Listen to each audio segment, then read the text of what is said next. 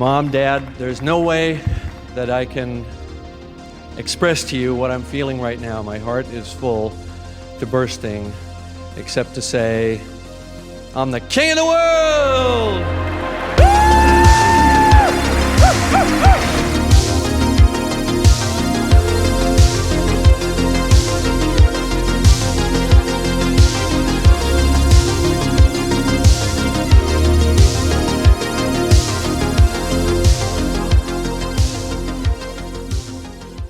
Hello and welcome back to Cameron, King of the World. In this second chapter, I'm going to be talking about Cameron's beginnings in the film industry, how he got his foot in the door, and the road to his first theatrical feature film as a director, Piranha II: The Spawning.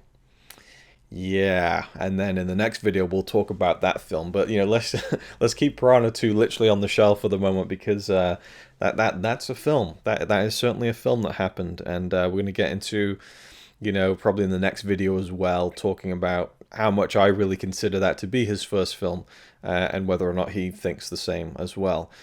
Because certainly Cameron shied away from the fact that he directed Piranha 2 for many years, and having looked into the scant behind the scenes information about the making of Piranha 2, it's kind of difficult to see exactly how much of that final film is James Cameron's, but at the same time it's also fairly easy. I think it's weird. There's no definitive way, I don't think, to kind of mark off all certain scenes and say he worked on that, his influence is there, his fingers were in that moment or not in that moment. I think it's kind of difficult to tell overall, but the broad strokes, it's fairly easy to land at a definitive conclusion on that. But before we get to Piranha 2, after Xenogenesis, Cameron had gone out and made a proof of concept 12-minute science fiction short film in 1978 and decided he was going to go for the movie industry. He was going to try and get in as a director, and obviously you can't just turn up and say I'm going to be a director.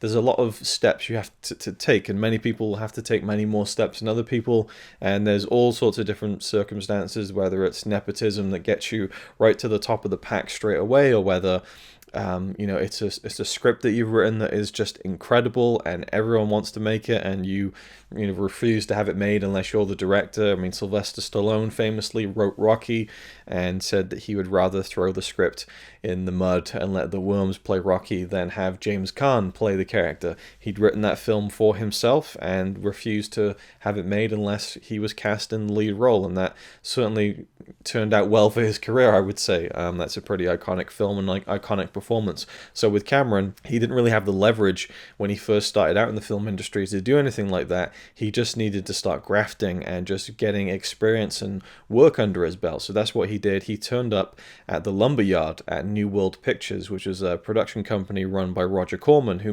he was a producer who made lots of exploitation films and also low-budget B-movies. I guess there's a bit of a distinction between the two, I suppose. And so Cameron turned up with some artwork that he'd done and his reel of Xenogenesis, and that was something in the previous video I wasn't sure if he'd done, but I did read up that he did bring Xenogenesis as a kind of, here's something I've done to kind of show some work. He didn't meet Roger Corman straight away. He met the guys who were working in the lumberyard and building sets and that sort of thing. Nothing really came of it, but they were impressed by his kind of enthusiasm and his work, and they enjoyed talking to him. And later on down the road, they needed someone, and they remembered Cameron and the people he turned up with, and so calls were made, I suppose, and he came on board and started working on some of the films as a kind of set dresser, working in the lumberyard, doing kind of exterior sets for a film called Battle Beyond the Stars in 1980, or was released in 1980. And this was a direct kind of, like I was talking in the previous video, it's like, okay, Star Wars is a big hit, let's make Star Wars movies. So there was a film called Battle Beyond the Stars, which was basically a rip-off of Seven Samurai. I believe it was about a man who went out and tried to get mercenaries from around the galaxy to protect his home planet from this evil villain played by John Saxon. I haven't seen the film, and maybe I should. And maybe it would have been fun to include this in the series, as we're really going deep dive style here on James Cameron stuff. But there is only so many hours in the day, and I don't think it would be a film I would love. I don't know, maybe it would be. Maybe I would enjoy kind of the the kind of the low budget style of it. But it was actually a fairly highly budgeted film at the time. It was a $2 million budget, Battle Beyond the Stars. Comparatively, in a few years earlier with Star Wars, that was, I think, budgeted around $11 million, something in that range. So, you know, I mean, and Star Wars was kind of almost considered low budget for the scope of the film that was being made, I suppose. But, you know, for New World Pictures, this was a fairly highly budgeted production, and the kind of key moments that got Cameron maybe into Roger Corman's good books. And Cameron has said that Roger Corman was a guy who wouldn't really hire people purely based on talent, that he would recognize a gleam in the eye and a kind of a passion that he knew, you know, could probably carry over through experience into someone who could really do well in the making of movies. And so Corman really was a guy who would foster talent and kind of bring in people, wouldn't pay them very much, but would give them the necessary experience that that a lot of people need. You know, I mean, again, it depends. Certain people can pick things up very quickly. Some people need more experience than other people, and some people can, like Cameron, just get stuck right in and just work their way up the ladder very methodically. And he said that he was fairly ruthless at the time in terms of you know, trying to get ahead, you know, and that, like I said, the key point between him and Corman was when he needed a ship design for this movie, and Cameron, it was almost becoming like a contest, like, who's going to design me what this ship is going to look like. So Cameron went right away, started working on this ship design, and appealed to what he thought Corman wanted, and he approved it. And, you know, other people in the workshop weren't very happy with Cameron, that he'd kind of sealed that deal, so to speak, and it just kind of snowballed from there. And we kind of intersect a little bit with a person who is very, very big in Cameron's professional and personal life throughout the 1980s, and that's Gail Ann Hurd. And I'm not going to talk about her too much, but she came to work at New World Pictures for Roger Corman as, I think it was as an assistant perhaps, and she said she would have been happy picking up trash for 2 years. She wanted to get a foot in the door. She wanted to go into producing. In fact, she wasn't even sure what she wanted to do in the movie industry, and Corman really showed her the way that she wanted to take moving forward, and she became a producer on films like Terminator, Aliens, The Abyss, and also became James Cameron's wife. But she was told by Corman that the kind of set production, the set production and the set construction of Battle Beyond the Stars was apparently falling behind. So he wanted Gail Ann Hurd to go and check on the progress of the sets being built and all that sort of thing. So she went down to the lumber yard and met James Cameron, and he's like, okay, here's what we're doing here. And he was showing her around very confidently and stuff, and she assumed he was the kind of the head of the model shop, and he was just a guy who was working there. And so she was surprised to hear this, and there was a bit of a problem in that the film was scheduled to be shooting very soon, and they had about 25 interior sets that hadn't even been designed, let alone built, and it needed to be done, basically. So Corman said, what do you think we should do? And she said, well, there's this guy down there called James Cameron, and he seems to know his stuff more than the guy you've hired as the head of the place. I think maybe you should give him the job. And so overnight, within 24 hours, I think, of her meeting him, Cameron became the art director for Battle Beyond the Stars, and just pulled all-nighters just getting this stuff done, building all these interior sets. That's when he first met Bill Paxton, who I think worked on quite a few films at New World Pictures in terms of helping out and doing, you know, that kind of set dressing and things like that. So Bill Paxton turned up, and Cameron was like, do you want to get stuck in? Do you want to help us out? I was like, sure. What do you want me to do? Oh, you can paint that thing over there.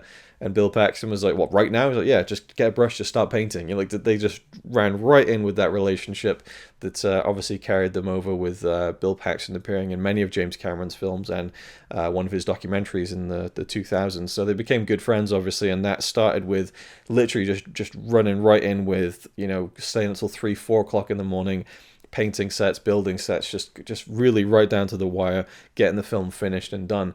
And that obviously must have impressed Roger Corman to the point that the next film, or one of the next films that his company had slated, was now, instead of taking off of Star Wars, was building off the success of Alien, and it was a film called Galaxy of Terror. And Cameron was hired on that film as the art director.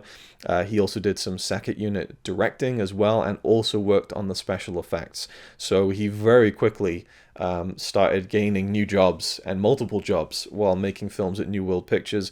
And then he transitioned over to doing special effects on films like Escape from New York in 1981. So he was really rocking and rolling. And then he got the call and he got a job offer to go and direct a film called Piranha II, which is being produced by Italian producer Ovidio G. Assanitis.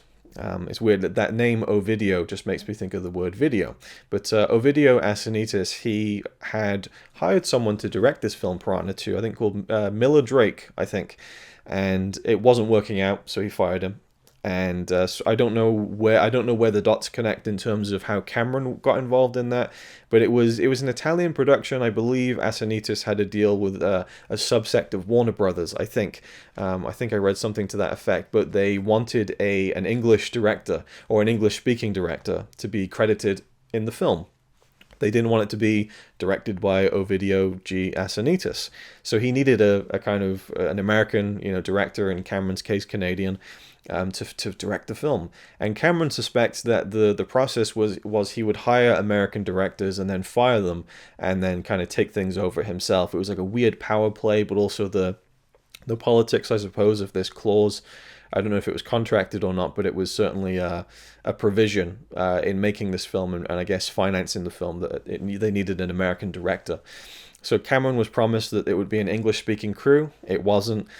He went to Jamaica to make the film and also to Italy to do pre-production. But I'm not entirely sure because that's, again, I think some of the details are murky because, they fired the director, the original director, but I don't know if anything had been shot at that point. Maybe not. Maybe it was just a lengthy pre-production and he was fired before they even, started rolling cameras. But Cameron was definitely brought in before the film was shot, I suppose, because I know that he had to go around and scout locations for himself in Jamaica because no one else had done it. And most of the crew was Italian, and so he had to learn Italian very quickly in a matter of weeks.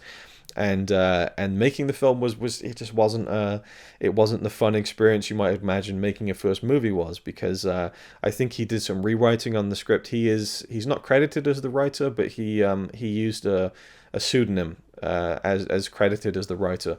I don't think he wrote the script. He can't have written the script, right, because he got brought in to replace someone else. But I definitely feel like, having watched the film, there are certain moments that feel like dialogue that he would have written, and certain just parts of, I don't know, there's just certain things that feel like he's had his hands on it somewhere. But it also, watching the full film, which I'll talk about the film properly in the next video, it also feels like it isn't a film that is like a Cameron original, or like it doesn't feel like he had full authorship over it, which, for obvious reasons, because he was fired very quickly. Now, you hear different stories. I've read from Cameron that he was fired after a few days. He also said he was fired after a couple of weeks. And there's different ways that could happen. He could mean he was fired after 2 weeks and that he was hired. He flew to Italy, did some pre-production, flew to Jamaica, scouted locations, started shooting, and then he got fired. And he considers that like 2 weeks of work, I suppose. But it was a very short, experience for him. And he shot the stuff. I believe he shot the morgue scene, which is very key, and I'll talk about that in the next video. And he shot the sequence with the helicopter where the actor Lance Henriksen, who would go on to be in many more James Cameron, well, not many more, I guess 2 more, he jumps out of a helicopter. And Lance Henriksen did it for real and almost broke his hand, I think. And so Cameron was making things, but it just wasn't going well. He wasn't gelling with Ovidio Assanitis. And so he was fired promptly. And this is where the story gets really interesting, because there's so many different accounts of it. So Lance Henriksen, who was on the film, was involved in the making of that production. And actually, himself, I think I talk about it in the next video, he had to put together his own police uniform. So it really seems like this film was not well planned out at all. And it is, of course, a sequel to a film that Joe Dante made in the late 70s. And again, I don't want to cover too much ground or cross over with the next video, but Piranha was a takeoff of Jaws, and so Piranha 2 very much has that kind of Jaws storyline where there's this kind of very looming threat of a kind of a sea creature, and the the powers that be kind of ignore it. And in this case, it's a hotel manager as opposed to the mayor of the town. And the hotel manager doesn't want to stop activities, even though that there's these murders. Well, not murders. They're not. What would you call them actually? If animals are killing people and it's kind of regular occurrence, I guess it's slaughters. I don't know. These deaths are happening, and the hotel owner doesn't want to shut things down. So you have this weird thing where it's like it's a sequel to a film that feels like a rip-off to Jaws. I need to see the first Piranha because I love Joe Dante and I'm intrigued to see if he did a better job with this kind of story, even though it came before. Anyway, so all that aside, the interesting part to me is the story about the post-production on the film. Cameron was barred from seeing any of the footage he shot. Asanitis just didn't. He just said, what you did was crap. It doesn't fit together. It doesn't work. Just leave. And Cameron, he eventually came back and kind of wanted to see the footage and said, "Can I see what I've done?" He was refused. And again, okay, so I'm getting jumbled up here because there's a lot of things I want to remember. But Lance Henriksen, as I said, he obviously worked on the film and was there. And his story is that Cameron broke into the editing suite in Italy and, by his words, climbed through the window and re-edited the film without them knowing because Cameron wanted to at least make the film somewhat good, considering his name would still be on the finished film. And I'm not sure if he actually ever made steps to have his name removed from the film. It's possible. I feel like I've read something about that, but I'm not entirely sure, so I can't say for certain. But you would kind of think that he wouldn't want that to be a James Cameron film and thrown out there because he's actively trying to build up his filmmaking career here, and he wants to get involved in being a director. From what he could understand, the director was the person who had the most control creatively, and that's what really got his creative juices flowing. And when he did second unit directing on Galaxy of Terror, he would he enjoyed the process of that, but he always had one eye on the main director and saying, I want to be that guy, like really in charge and working with the actors and trying to kind of create something and really just having a lot more kind of control over the production of a film and the making of a film and putting everything into it that you feel the film should have. And so that was kind of the beginning of him really wanting to be a director and building up his career. But this just wasn't a project that was going to pan out, I don't think, as hey, this is my first film, what do you think? It's just, so I think he probably would have tried to get his name removed from the film or go under another pseudonym, I don't know.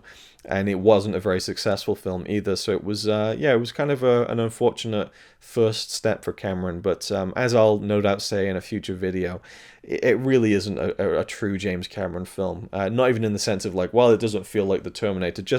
It wasn't like a full project that he worked on. He was the director for a number of days. And I'm sure they didn't film very long on this film, that's for damn sure, but, it isn't something that he was there for in the pre-production for the most part, and it certainly isn't something he was there for in the post-production, and a director is someone who is there every step of the way, really having a full vision of everything, and that's what they should be, I think. So, it isn't really truly a James Cameron film. It isn't really truly anyone's film in that sense, because multiple people worked on it. I guess you could say it's Asanitis' film. But so he suspected that was actually a regular occurrence, that Asanitis would bring in people and then fire them and basically just do the film himself the way he wanted it to be done. So it's just a very strange thing, and Cameron was concerned that, hey, maybe this guy's right, maybe I did do bad work, maybe I can't do this, I just want to see the footage. So that's why he broke in to see the footage and realized, oh wow, it looks okay. It looks like a film. The things that I did, I thought they worked well, and I can see those things here. I'm sure he didn't think it was a great movie, but he could see that I can do this. Part of me can really do this, but he realized that he needed to have his own thing. He needed to create his own original story, something that was his, and that he wouldn't get trampled over by someone else who had authorship and ownership over the idea and the film and the money and all that kind of stuff. But the story of him breaking into the editing suite has been thrown all over the shop in terms of perspectives and slight changes to the story. As far as Cameron is concerned, he kind of broke in, but not really. He had remembered the code to get into the facility from when he was in Italy for the pre-production. So he used the code, went into the editing room, ran the film, and by his word, recut some things that he thought were, could have been better. He wasn't sure if they even noticed that he'd re-edited the film. And then there's also a thing, which again I talk about in the next video, I'm sorry, I film these things out of order. where I'm not entirely sure what happened with the final edit, because apparently Cameron did have a deal where he came in and did his own edit of the film for domestic distribution. So the European version of the film, I guess, was Asanitas's cut. But I haven't read any more about that. I don't know what the version is that you see on DVD and Blu-ray. So, but I don't think it really matters that much either in the grand scheme of things. And it certainly has just moments to me that just the editing is like, what's happening here? Like, there is an incoherence to especially the third act of the film. It's not terrible, but it's certainly noticeably not as crisp or flowing as literally every other James Cameron film that he's ever made. So it is this kind of, I wouldn't say sore point. He later joked that it was the finest flying piranha movie ever made, and I'm sure I'll talk about that in the next video as well. So these two videos are going to jumble up a little bit, but I focus more here on the behind the scenes-y stuff for the most part. Well, for the entirety, I guess, of this video in particular, chapter 2. But yeah, so I keep getting off track, but the editing story, I guess I'll leave things here. Later on, many years later, Cameron denied that ever happened. He's on camera saying that he used the code to get in and do that, and then later on he said, well, I never did that, that was just like a figure of speech or whatever, or he kind of just waved it off as like that didn't really happen. And you have these, again, it's one of those things where the story just gets bigger than itself, where it's like he crawled through the window to finish his film, and then it's like, well, I just used the code to get in, and then suddenly it's like, well, it didn't really happen, And I don't know why many years later he went back on that, because the more that time passes, who cares, right? So I'm not entirely sure, but it stands to reason that he would do that, given how tenacious he was in terms of being a creative, filmmaker. It certainly stands to reason that Cameron would do something like that, but I'm not entirely sure about that, really, I guess. And a running theme as we get through this entire series is that Cameron does seem to be a bit of a revisionist in terms of his own history at times, and so I'm not entirely sure what to believe on that whole editing story, because it almost feels a little bit too maverick, a little bit too like, wow, that's cool. He broke in and re-edited the film like that. That's creative justice, I don't know. I'd buy it. I have no reason to disbelieve it, but just the fact that the story changes a lot makes me wonder what the real situation is there. But either way, no matter how you slice it, at the end of it, you have a film like Piranha 2, which just doesn't really cut the mustard. It's and again, I will talk about it in the next video. That's because I've never seen it before until a few weeks ago. So the next video will be mainly my thoughts on the film itself, but I do talk about a lot of stuff I've talked about in this video in terms of the behind the scenes history of Piranha 2, the little information there is about it. So that was his journey to his first film, and we'll talk about that first film in the next video. So thank you for watching, and I'll see you then.